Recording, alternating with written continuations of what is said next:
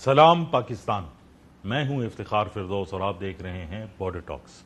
ناظرین، جہاں دنیا میں کلچرل ڈپلومیسی اب ایک عام چیز ہو گئی ہے، جہاں پر ممالک کے سفراء اور وہاں کے لوگ ایک دوسرے کے معاشرے کے اندر جا کر وہاں کے کلچرز دیکھتے ہیں، وہاں کے کھانے دیکھتے ہیں، وہاں کے لباس دیکھتے ہیں اور ان کا رہن سہن دیکھ کر واپس آ کر بیسٹ پریکٹسز اپنے ملک میں اپنانے کی کوشش کرتے ہیں، اسی طرح اب ریلیجس ڈپلومیسی یعنی مذہبی ڈپلومیسی وہ بھی ایک تواتر کا حصہ جو ہے وہ بنتے ہوئے جو ہے وہ جا رہی ہے، اور آہستہ آہستہ ڈپلومیسی کی ایک امپورٹنٹ پارٹ جو ہے وہ بنتی ہوئی جا رہی ہے۔ اسی طرح حالیہ دنوں کے اندر پاکستان سے جو ہے وہ وفود گئے علماء کے، جس میں جناب مولانا قاری محمد طیب قریشی صاحب جو خیبر پختونخوا کی چیف خطیب اور کافی جانی مانی شخصیت ہیں، مسجد محبت خان جو پشاور کی تقریباً 400 سالہ پرانی مسجد ہے وہاں کے بھی جو ہے امام ہیں، جو چیف خطیب ہے حکومت خیبر پختونخوا کے، ہمارے محسن بھی ہیں، ہمارے بڑے بھی ہیں، اور آج یہ ہمارے ساتھ تشریف فرما ہیں اس لیے تاکہ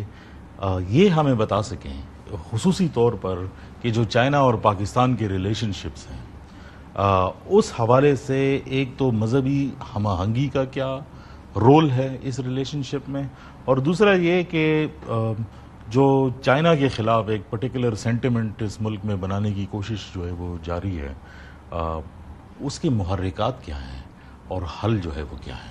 تو قریشی صاحب، آپ سے سب سے پہلے تو میں شکریہ ادا کروں گا کہ آپ اسٹوڈیو میں جو ہے وہ آئے ہیں، لیکن سب کے ذہن میں ایک سوال ہے کہ جہاں جہاں سے سی پیک کا راستہ جو ہے وہ گزرتا ہے، مسائل وہیں جو ہے وہ پیدا ہو رہے ہیں، اور کچھ جو ہے وہ تو جیو اسٹریٹجک پرزم پہ بالکل سامنے نظر آتے ہیں کہ کون بنا رہا ہے، کس طرح ہے، پراکسی وارز کس طرح جو ہے وہ پھیل رہی ہیں، لیکن کچھ جگہوں پہ مذہب کا نام لے کر جو ہے اس بیانیے کو مزید جو ہے وہ تقویت دینے کی کوشش جو ہے وہ جاری ہے۔ آبویسلی اس میں بہت ساری چیزیں ایسی ہیں جو علماء بھی کر رہے ہیں، حکومت بھی کر رہی ہیں، لیکن میں آپ کا ایک پرسپیکٹو جاننا چاہتا ہوں کیونکہ آپ گئے چائنا، اور خصوصی طور پر جو ایک کنٹروورشل سبجیکٹ ہے گلوبلی جو ارومچی کے حوالے سے سامنے آتا ہے، تو میں آپ کا ایکسپیرینس بھی جو ہے وہ سننا چاہتا ہوں کہ آپ نے کیا دیکھا۔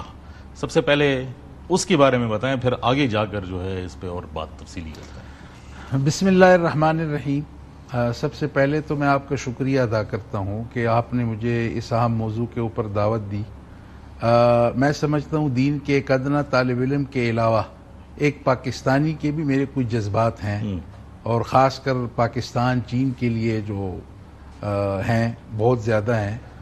یقیناً اس میں کوئی شک نہیں ہے کہ اگر پاکستان کی تاریخ دیکھی جائے، کوئی قابل فخر اور کوئی قابل اعتماد دوست اگر پاکستان کا جس طرح کے حالات بھی اس ملک میں آئے، اس ملک پہ آئے، چین ہمارے ساتھ کھڑا رہا، اور میں دعوے سے یہ کہہ سکتا ہوں کہ اگر پاکستان کی دوستیاں جن ممالک سے ہیں، چین اس میں اس مقام پہ ہے، شاید کوئی دوسرا نہ ہو، کہ پاکستانیوں کا ایک غیر متزلزل ایک عقیدت محبت چین کے ساتھ اور چین کے لوگوں کے ساتھ ہے، اور ہم اس پہ فخر کرتے ہیں۔ اس میں کوئی شک نہیں کہ ہم سی پیک کو اور چین کے ساتھ دوستی کو، حالیہ جو اقتصادی ہوئی ہیں اس پہ ہم ڈیولپمنٹس ہوئی ہیں، اس کو ہم کہتے ہیں یہ گیم چینجر ہے اور پاکستان کی تقدیر بدل سکتا ہے۔ یقیناً اس میں چین کو بھی بڑا فائدہ ہے، ہمیں بھی ہے، اس پورے خطے کو ہے۔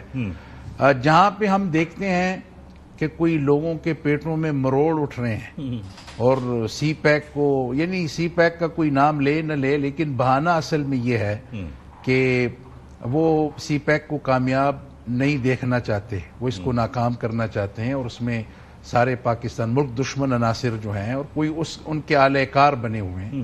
دیکھیں، ایک موقف تو دو ٹوک ہے۔ ہم بڑے فخر سے یہ کہہ سکتا ہوں کہ چین وہ ملک ہے کہ پاکستان کی جو لبرل سیاسی جماعتیں ہیں، مذہبی ہیں، اور چاہے کوئی غیر سیاسی مذہبی جس کا کوئی مذہبی جماعت سے تعلق نہیں بھی ہے، وہ بھی ماشاءاللہ اس بات کے ساتھ اور اس جذبے کے ساتھ کمیٹڈ ہے کہ چین کے معاملے میں ہم بالکل یکسو ہیں۔ ہم کسی کو اس بات کی اجازت نہیں دیں گے کہ وہ سی پیک کو یا پاکستان چین دوستی کو ہٹ کرے، نقصان پہنچائے، یا اس کے اوپر کوئی حرف ہے۔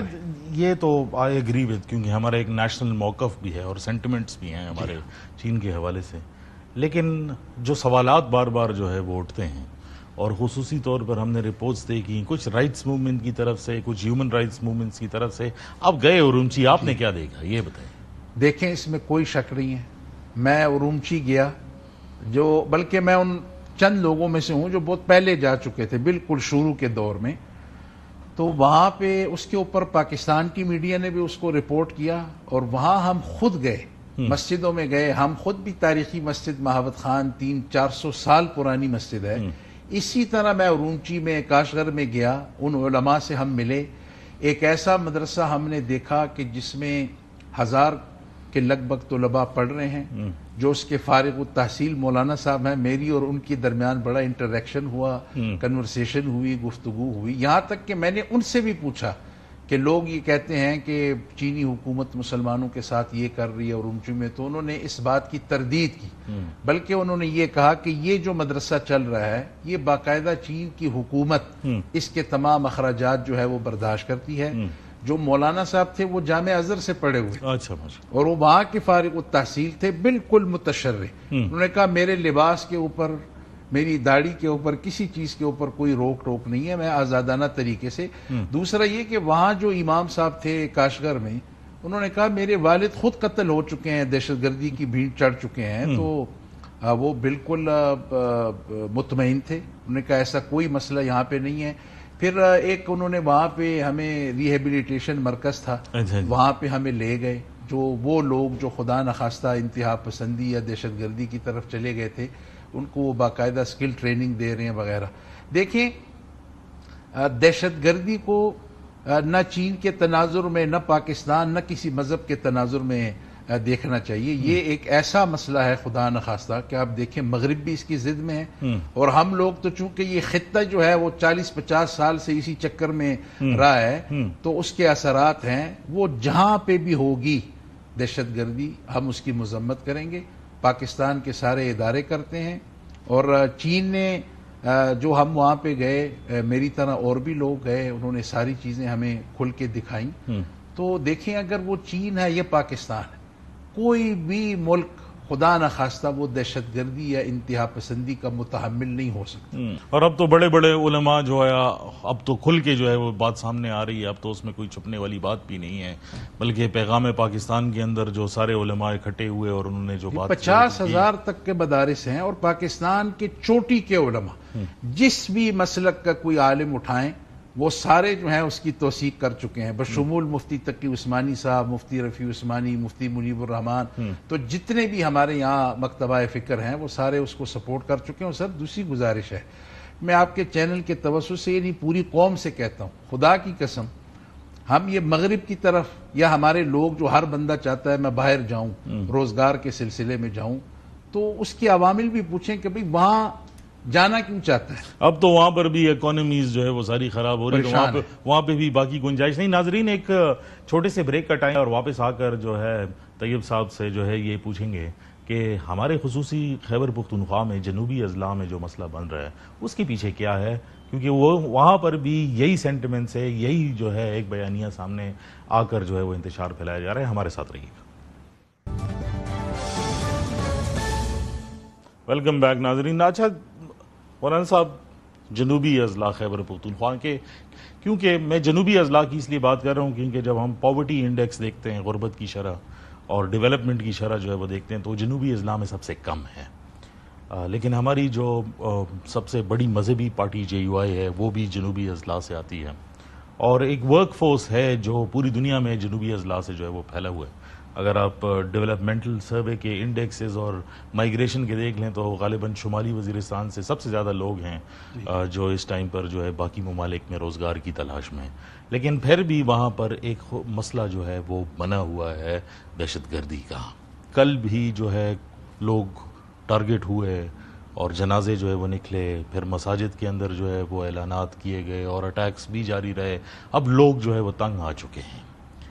کیا وجہ ہے کہ یہ مسئلہ جو ہے ہم نہیں سلجھا پا رہے؟ دیکھیں جی، پہلے تو یہ بڑا افسوسناک ہے. میرا تو یہ موقف ہمیشہ سے ہے کہ اگر کوئی فوج میں ہے یا پولیس میں ہے، کون، کوئی میرا بھتیجا ہے، کوئی میرا بھائی ہے، سارے ہم لوگ ہی ہیں، پاکستانی ہیں، کوئی باہر کا نہیں ہے.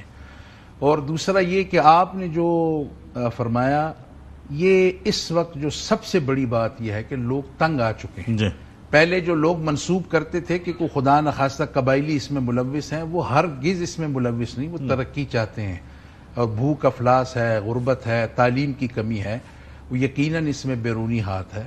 پاکستان کے جو دشمن ہیں وہ باقاعدہ اس میں ہیں، اور جو کچھ لوگ ہیں بدقسمتی سے وہ اس کے اعلی کار ان کے بنے ہوئے ہیں اور وہ استعمال ہو رہے ہیں. اب تو وہ اس بات کو بھی دیکھیں کہ لوگ نفرت کرتے ہیں ان سے. اور دیکھیں حضرت علی رضی اللہ تعالیٰ عنہ کا قول ہے، کفر کے ساتھ تو گزارا ہو سکتا ہے نا، ظلم کے ساتھ نہیں ہو سکتا.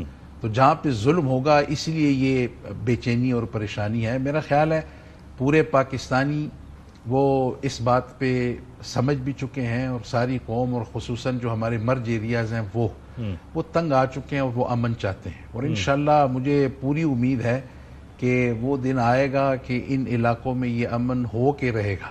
لیکن کیونکہ ہم گفتگو جو ہے وہ چائنا پاکستان اکنامک کوریڈور اور اکانومی کے حوالے سے جو ہے وہ بات کر رہے تھے، اب ہم دیکھ رہے ہیں کہ ویڈیو سامنے آ رہی ہیں کہ سی پیک ہائی وے پر بھی جو ہے وہ ناکے جو ہے وہ لگائے گئے ہیں، اور جہاں سے یہ راستہ گزرنا ہے، جہاں سے ان لوگوں کی تقدیر بدلنی ہے اکانومی کے حوالے سے، نوکریوں کے حوالے سے، وہیں پر جو ہے پرابلمز ہے. بلکہ خود جو سیاسی پارٹیاں ہیں وہ اس کی زد میں جو ہے وہ آ چکی ہیں. لیکن وہ بیانیہ جو چاہیے ہے، جو ساروں کو اتفاق میں لے کر آ کر متفقہ طور پر ایک فیصلہ جو ہے کرے، علماء نے تو شاید جہاں تک کاغذی کارروائی ہے وہاں تک تو کر دی ہے، لیکن ایز اے سوشل موومنٹ جو ہے وہ کیا اور چاہیے کہ لوگ یہ بات سمجھ جائیں؟ دیکھیں، میں افسوس کے ساتھ لیکن جرت کر رہا ہوں، میں یہ کہتا ہوں سیاسی جماعتوں کے اوپر بہت بڑی ذمہ داری ہے. علماء تو قربان ہو رہے ہیں، ان کو کتنی بے دردی سے قتل عام جاری ہے. سیاسی پارٹیاں جب تک ایک پلیٹ فارم پہ اس مسئلے کے اوپر سی پیک اور ان علاقوں میں یہ جو ہم دیکھ رہے ہیں حالات، اس کے اوپر اگر وہ ایک موقف اختیار نہیں کریں گے تو اس کا یہ سلسلہ جاری رہے گا، اور یہ خود اس کی زد میں آئیں گے. پوری پاکستانی کو وقت آ گیا ہے کہ اب کھڑے ہو جائیں، اور بھئی ایک بیانیے کے ساتھ کھڑے ہوں. دوسرا یہ کہ میں یہ بھی جرات کروں گا، میں کوئی سیاسی پارٹی سے نہیں تعلق، لیکن میں پڑھتا ہوں، لکھتا ہوں. آپ کے جو مقتدین ہیں وہ کافی سارے ماشاءاللہ ریپرزینٹ کرتے ہیں پورے صوبے سے وہاں پہ، اور وہ تجارتی مرکز ہے. درخواست یہ ہے کہ میرا اپنا ذاتی یہ خیال ہے کہ جب سے ہماری سیاسی پارٹیاں ان کی وہاں ایکٹیویٹیز کم ہوئی ہیں تو اور لوگوں کو موقع زیادہ ملا ہے. جب آپ شہروں میں ہیں، دیگر پاکستان کے دیگر شہروں میں آپ ماشاءاللہ اپنی سیاسی سرگرمیاں کرتے ہیں، تو سیاسی جماعتوں سے یہ درخواست ہے کہ سر ماشاءاللہ آپ کی بڑی نمائندگی ہے، فالوئنگ ہے، آپ نکلیں وہاں پہ. اگر آپ ایکٹیویٹیز کریں گے تو پھر لوگوں کو کم از کم کو متبادل نظر آئے گا. اگر سارا دن آپ نے یہ ماحول چھوڑا ہو کہ ایف ایم ریڈیو پہ کوئی ایک مخاطب ہو رہا ہے کہ باہر نہ نکلو، کوئی کہتا ہے نکلو، تو لوگ بیچارے کنفیوز بھی ہیں اور لوگوں کے پاس متبادل نہیں ہے. پاک فوج یا ہمارے کوئی ادارے ہیں جو وہاں پہ کوئی میچز ہوتے ہیں، ایونٹس ہوتے ہیں، اس پہ لوگ اس کو سراہتے ہیں. بڑی لوگوں کے اندر انٹرٹینمنٹ کی کمی تو ویسے بھی ہے، گیمز نہیں ہے، کچھ بھی نہیں ہے، تو جہاں پر بھی کچھ نہ کچھ سج جاتا ہے لوگ نکل آتے ہیں. میں نے خود اس کو ذاتی طور پہ میں جانتا ہوں. کل مجھے ایک وزیرستان کے مولانا صاحب تھے، تو انہوں نے مجھے کہا، بلکہ وہ کسی سرکاری ملازمت میں ہیں، تو میں ایمانداری سے کہتا ہوں، میں نے ان کو کہا کہ اگر آپ کے ساتھ بھی یہ ہو رہا ہے تو یہ زیادتی ہے. یہ بہت بڑی بات ہے کہ آپ وہاں سے پارٹیسپیٹ کرتے ہیں، آپ آتے ہیں اہم ایشوز کے اوپر. تو میرا خیال ہے کہ اب وقت آ گیا ہے کہ تھوڑا سا جرات کریں، تھوڑا سا نکلیں. تو یہی جو ہم دیگر شہروں میں ایکٹیویٹیز کرتے ہیں وہ لوگ زیادہ ڈیزرو کرتے ہیں کہ بیچارے آئسولیٹ ہیں. جب یہ ایکٹیویٹیز وہاں پہ شروع ہوں گی تو میں اتنی بات تو ایمانداری سے کہتا ہوں کہ ان علاقوں میں اللہ تعالیٰ نے بہت زیادہ جو ہے ہمارے ریسورسز اور چیزیں ہمیں نعمتیں عطا کی ہیں، اور یہ جو دہشت گردی ہے یا ان جگہوں پہ جو حالات خراب کیے جاتے ہیں، یا سی پیک کو یا دوسری جگہوں پہ، اس کا صرف اور صرف مقصد یہ ہے کہ پاکستان ترقی نہ کرے، اور قوم پرستی کے نام پہ کبھی اٹھاؤ اور کبھی. میرا نہیں خیال کہ ملک جو ہے وہ ان چیزوں کے اوپر چلتے ہیں. ہم مغرب کو دیکھتے ہیں، وہ کیوں سیولائز کہلاتے ہیں. کیا ہم نے یہ ملک اس لیے بنایا کہ ہم سارا بس پیدا ہوں اور اسی کو چھوڑ کے چلے جائیں؟ ایک آخری سوال، آپ سمجھتے ہیں کہ بحث، مباحثے، افہام و تفہیم سے مسائل حل ہو سکتے ہیں کہ نہیں؟ میں سمجھتا ہوں کہ بالکل ہو سکتا ہے اگر سنجیدگی کے ساتھ بات چیت ہو، سنجیدگی کے ساتھ ایک کوشش بندہ کرے. دیکھیں اس کے لیے بھی اپنا ایک طریقہ کار ہے، دائرہ ہے نا. اگر ایک شخص آپ کے آئین کو، قانون کو نہیں مانتا، ریٹ کو نہیں تسلیم کرتا، تو وہ تو دنیا کا کوئی ملک بھی جو دیکھیں وہ یہ بات نہ برداشت کر سکتا ہے، نہ ملک ایسے چلتے ہیں، نہ نظام ایسا چلتا ہے، بلکہ دنیا اس کو نہیں تسلیم کرے گی. لیکن اگر آئین کے، قانون کے، قرآن و سنت کے دائرے میں آپ آئیں تو ہم لوگوں کو دلیل کیا کرتے ہیں کہ مفتی مامود صاحب رحمۃ اللہ علیہ اور یہ جو بڑے بڑے مشائخ تھے، شاہ احمد نورانی جنہوں نے 73 کے آئین کو سپورٹ کیا، اس کا مقصد یہ تھا کہ ہماری تمام سرگرمیاں، سیاسی سرگرمیاں، کاوشیں، کوششیں اس دائرے کے اندر ہوں گی. اس سے نکلنے والا کوئی بھی شخص ہو، وہ جس بھی مسلک سے، مذہب سے تعلق رکھتا ہو، وہ کیسے جسٹیفائی انتشار کی طرف جو ہے یہ بات جو ہے وہ جائے گی اگر اس دائرے سے نکل جائے گی. جی بالکل. ناظرین بہت شکریہ مولانا صاحب آپ کا، اور آپ سے اگلے پروگراموں میں بھی جو ہے وہ گفتگو جو جاری رکھیں گے، کیونکہ ہم اور جاننا چاہتے ہیں کہ جو آپ کا ایکسپیرینس رہا ہے، آپ نے اتنے ممالک دیکھے، الگ الگ مذاہب کے فرقوں سے، الگ الگ جگہوں پر لوگوں سے ملے، ان کے کیا تاثرات ہیں اور ان کی بیسٹ پریکٹسز جو ہے وہ پاکستان میں کس طرح جو ہے وہ اپلائی ہو سکتے ہیں. ناظرین گفتگو جو ہے وہ آپ نے سنی، اور مولانا صاحب نے ایک بہت امپورٹنٹ بات کی کہ جو سپیس جو ہے وہ پولیٹیکل پارٹیز کی جو ہے وہ کٹ گئی ہے. اگر وہ دوبارہ جو ہے کانفلکٹ زونز کے اندر جو ہے وہ بحال ہوتی ہے تو ایک ایسا تصور ایٹ لیسٹ کریٹ ہو جائے گا کہ کوئی متبادل بھی ہے، اور اس سارے معاملے سے جو وائلنس کی زد میں ہیں، جو افراتفری کے زد میں ہیں، اس میں ایک سیاسی جو ہے وہ راہ نکل کر سلوشن اورینٹڈ جو ہے سلوشن کی طرف جو ہے وہ جا سکتی ہے. ناظرین گفتگو کا یہ سلسلہ اگلے پروگراموں میں بھی جاری رکھیں گے، اور دیکھتے رہیے گا بارڈر ٹاکس.